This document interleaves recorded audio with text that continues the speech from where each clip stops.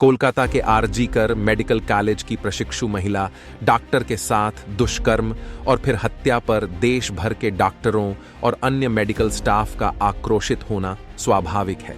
लेकिन इस घटना को लेकर अपना क्षोभ व्यक्त करने के लिए इंडियन मेडिकल एसोसिएशन ने जिस तरह 24 घंटे की हड़ताल की घोषणा की और उसमें निजी अस्पताल भी शामिल हो गए, उससे लाखों मरीजों की परेशान होना पड़ा।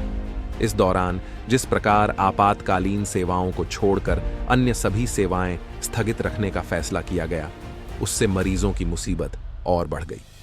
इस हड़ताल के दौरान ऑपरेशन तक स्थगित कर दिए गए और मरीजों को दवाएं तक नसीब नहीं हुई। इस हड़ताल का औचित्य इसलिए समझ नहीं आया क्योंकि कोलकाता की घटना पर देश के कई शहरों के अनेक अस्पतालों के डॉक्टर पहले ही हड़ताल कर चुके थे। इससे इनकार नहीं कि कोलकाता में बहुत ही जघन्य अपराध हुआ और ममता सरकार ने इस भयावह घटना पर हद दर्जे की संवेदनहीनता का परिचय दिया। लेकिन आखिर इसकी सजा मरीजों को क्यों दी जा रही है? उनका तो कोई दोष ही नहीं।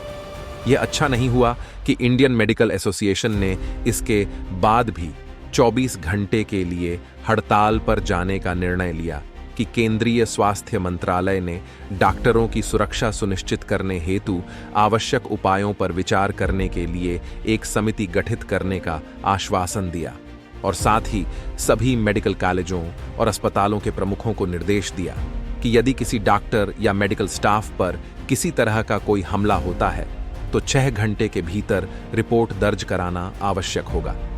निसंदेह कोलकाता की घटना और उस पर ममता सरकार की लीपापोती को लेकर समाज के अन्य वर्गों के साथ चिकित्सक बिरादरी को अपना क्षोभ प्रकट करना ही चाहिए, लेकिन मरीजों को उनके हाल पर छोड़कर नहीं।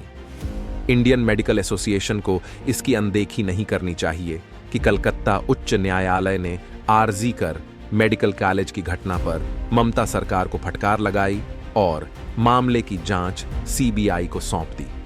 सीबीआई ने अपना काम शुरू भी कर दिया है। इंडियन मेडिकल एसोसिएशन को इसे भी अनदेखा नहीं करना चाहिए कि महिलाओं के खिलाफ अपराध और विशेषकर दुष्कर्म सरीखे घिनौने अपराध एक सामाजिक समस्या है। तथ्य यह है कि ऐसे घिनौने अपराध का सामना सभी क्षेत्रों की महिलाएं कर रही हैं। निर्भया कांड के बाद महिलाओं के खिलाफ होने वाले यौन अपराध संबंधी कानूनों को कठोर बनाए जाने के बाद भी ऐसे अपराधों पर लगाम नहीं लग पा रही है। कोलकाता की घटना के बाद दुष्कर्म की कई घटनाएं सामने आई हैं।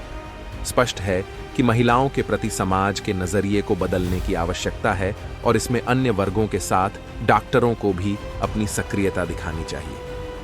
उनकी सक्रियता कहीं अधिक प्रभावी सिद्ध हो सकती है।